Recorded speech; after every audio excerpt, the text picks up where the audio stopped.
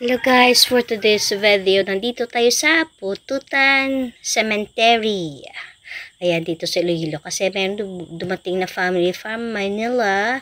So, gusto nila magbisita dito sa Mausoleo, dito sa Pututan. Ayan, kasama ko si Ate Aida. Ayan siya. Then, ayun, sinunod yun, pumasok na. Tinignan na, syempre. Basta sinunod yun. Tignan na kung malinis na yung mausoleo kasi pinawalisan niya at pinalinisan kasi may darating na bisita. O, diba, bongga? Ayan, so nagdala kami ng bulaklak at saka candle para kay Manong Chipper. Then, ayan yung mausoleo, yung Familia Yusa. Yan yung mausoleo dito sa Pututan. So, nabisita kami. So, buong pamilya nandiyan nakalibing. Ayan, yung mga anak ni Ate Aida, si Franz, at saka yung mga apo niya, si B-Boy, at saka si Aaron. Ayan sila. At saka yung asawa ni Franz, then at dalawang anak na magaganda.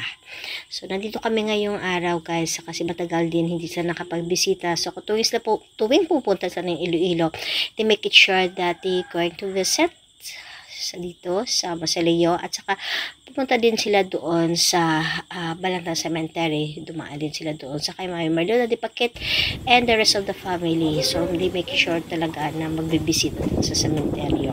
Ito yung kabuuan ng Pututan Cemetery. Tingnan nyo guys. Diba? Ang linis at napakaganda dito. Ayan, tingnan nyo. Ayan, the sky is clear. Thank you for watching.